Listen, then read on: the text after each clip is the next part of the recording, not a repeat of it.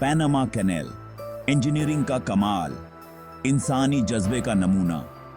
ये वाटरवे दुनिया के सबसे महत्वपूर्ण और प्रभावशाली नहरों में से एक है। ये 50 माइल वाटरवे अमेरिकस के सबसे पतले हिस्से को चीरता हुआ सर्फ शॉर्टकट नहीं है। ये एक ऐसा मार्ग है जिसने दुनिया के व्यापार के तरीके को बदल दिया है। ये ग्लोबल ट्रेड की लाइफलाइन है, अटलांटिक और पैसिफिक ओशंस को जोड़ता है।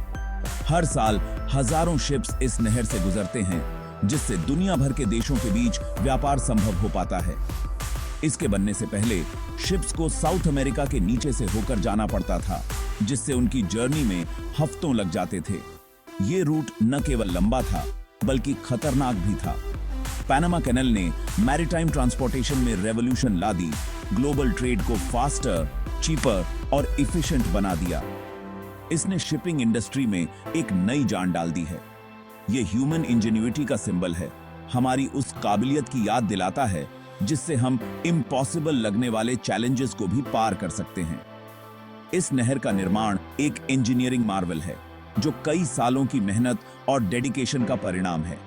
आइए इंजीनियरिंग के इस इनक्रेडिबल फीट की कहानी में डाइव करते हैं, इसकी हिस्ट्री, वर्किंग्स और दुनिया पर इसके एंड्यूरिंग इंपैक्ट को एक्सप्लोर करते हैं। इस नहर की कहानी हमें सिखाती है कि कैसे डिटर्मिनेशन और इनोवेशन से हम असंभव को संभव बना सकते हैं। पैनामा के पार एक कैनाल का सपना सदियों पुराना है। स्पेनिश एक्सप्लोरर्स ने इस्थमस की स्ट्रेटेजिक इंपॉर्टेंस को पहचानते हुए 16th सेंचुरी में सबसे पहले इस आइडिया के बारे में सोचा था, लेकिन यह सपना 19th सेंचुरी में आकर ही शेप ले पाया। French diplomat Ferdinand de Lesseps Suez canal की सक्सेस से उत्साहित होकर इस एफर्ट का नेतृत्व किया। 1881 में फ्रेंच कंपनी ने एक सी लेवल कैनाल पर काम शुरू किया, जिसका डिजाइन सुएज कैनाल जैसा ही था। लेकिन यह प्रोजेक्ट मुश्किलों से घिरा रहा। बीमारियां, लैंडस्लाइड्स और फाइनेंशियल मिसमैनेजमेंट ने फ्रेंच एफर्ट को कमजोर कर दिया और आखिरकार 1889 में इसे अबैंडन कर दिया गया। यूनाइटेड स्टेट्स, जो पैसिफिक में अपनी स्ट्रॉन्ग नेवल प्रेजेंस चाहता था, ने 1903 में इस प्रोजेक्ट को अपने हाथ में ले लिया। फ्रेंच एक्सपीरियंस से सीखते हुए उन्होंने लॉक एंड लेक डिजाइन को चुना। इस इंजीनियस अप्रोच में नदियों पर बांध बनाकर आर्टिफिशियल लेक्स बनाना, शिप्स को ऊपर नीचे करने के लिए लॉक्स का यूज करना और कॉन्टिनेंटल डिवाइड के जरिए एक चैनल खोदना शामिल था। यह कंस्ट्रक्शन नेचर के खिलाफ एक एपिक बैटल था।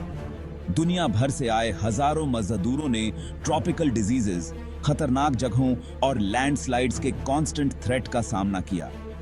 आखिरकार एक दशक की कड़ी मेहनत के बाद 15 अगस्त 1914 को पैनामा कैनाल ऑफिशियली ओपन हुआ। पैनामा कैनाल का लॉक सिस्टम इंजीनियरिंग का एक अद्भुत नमूना है, जो दुनिया के सबसे महत्वपूर्ण और जटिल इंजीनियरिंग प्रोजेक्ट्स में से एक है। यह सिस्टम शिप्स को ओशंस और गातुन लेक, जो कैनाल का हाईएस्ट पॉइंट है, के बीच वेरिंग एलिवेशंस को पार करने में मदद करता है। गातुन लेक, जो मैन मेड लेक है, कैनाल के सेंट्रल पार्ट में स्थित है और इसका निर्माण चाग्रेस रिवर को डैम करके किया गया था। कैनाल के दोनों सिरों पर 3-3 लॉक चेंबर्स की एक सीरीज है। अटलांटिक साइड पर गातुन लॉक्स और पैसिफिक साइड पर मिराफ्लोरेस और पेड्रो मिगेल लॉक्स।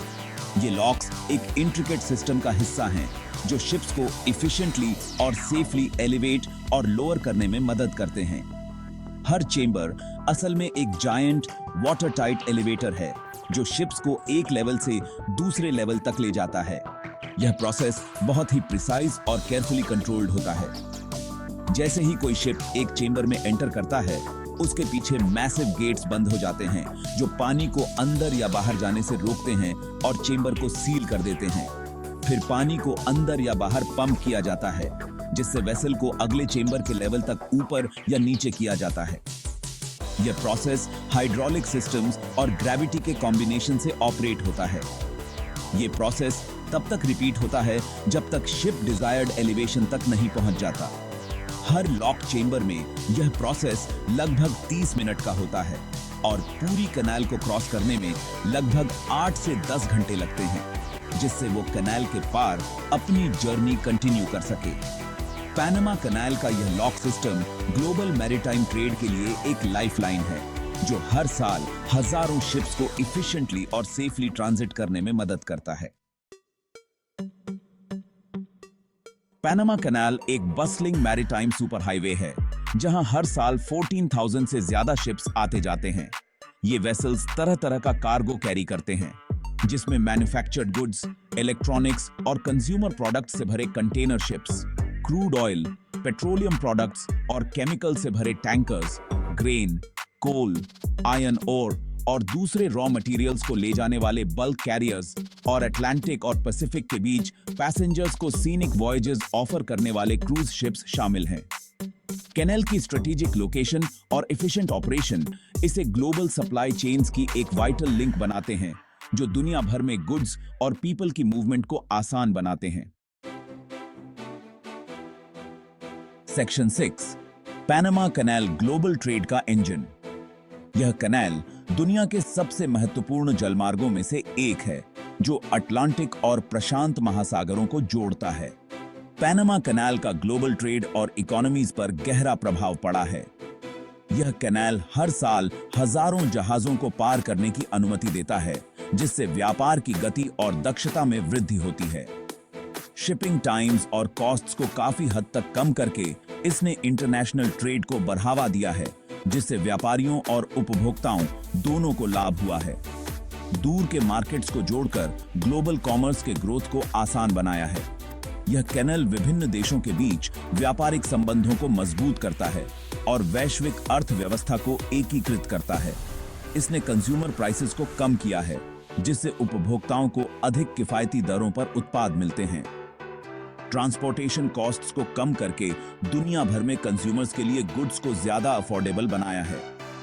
यह कैनाल व्यापारिक मार्गों को छोटा करता है, जिससे ईंधन और समय की बचत होती है। कैनाल ने उन देशों में इंडस्ट्रियल और एग्रीकल्चरल ग्रोथ को भी सपोर्ट किया है, जो ट्रेड के लिए कैनाल पर निर्भर हैं। यह कैनाल कृषि उत्पादों और औद्योगिक सामग्रियों के परिवहन को सरल और सस्ता बनाता है। कैनाल का इंपैक्ट इकोनॉमिक्स से परे है। यह सामाजिक और सांस्कृतिक आदान प्रदान को भी प्रोत्साहित करता है। ये कल्चरल एक्सचेंज को बढ़ावा देता है और देशों के बीच डिप्लोमेटिक टाइज को मजबूत करता है। यह कैनाल विभिन्न संस्कृतियों और विचारों के आदान प्रदान का एक महत्वपूर्ण माध्यम है, जो वैश्विक शांति और सहयोग को बढ़ावा देता है। सेक्शन 7, कैनाल का एनवायरमेंटल फुटप्रिंट। हालांकि पैनामा कैनाल ने कई सारे बेनिफिट्स दिए हैं, लेकिन इसके एनवायरमेंटल कॉन्सिक्वेंसेस भी हुए हैं। कैनाल के कंस्ट्रक्शन और ऑपरेशन की वजह से जंगल कटे हैं, हैबिटेट्स बांटे हैं और इन्वेसिव स्पीसीज आई हैं। कैनाल का फ्रेश वाटर सिस्टम, जो रेनफॉल और आर्टिफिशियल लेक्स पर निर्भर है, ड्राउट और क्लाइमेट चेंज की वजह से भी चैलेंजेस का सामना कर रहा है। इन कंसर्न्स को समझते हुए पैनामा कैनाल अथॉरिटी ने एनवायरमेंटल इंपैक्ट को कम करने के लिए कई मेजर्स लिए हैं, जिनमें reforestation programmes, water conservation efforts और क्लीनर टेक्नोलॉजीज का यूज शामिल है। सेक्शन 8, फ्यूचर के चैलेंजेस का सामना। पैनामा कैनाल 21st सेंचुरी में कई चैलेंजेस का सामना कर रहा है।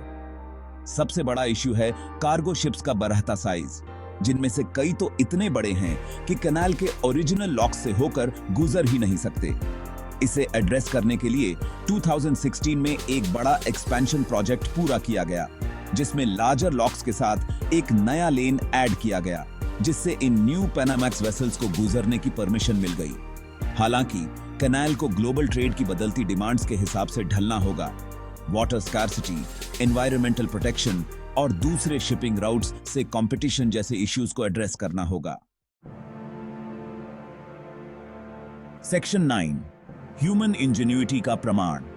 पैनामा कैनाल ह्यूमन इंजेन्युइटी, परसिवियरेंस और अपने आसपास की दुनिया को बदलने की हमारी क्षमता का एक स्थायी प्रतीक है। अर्ली एक्सप्लोरर्स के ऑडेशियस ड्रीम से लेकर अनगिनत मजदूरों की कड़ी मेहनत तक, कैनाल की कहानी ह्यूमन एम्बिशन और कोलैबोरेशन की पावर का प्रमाण है।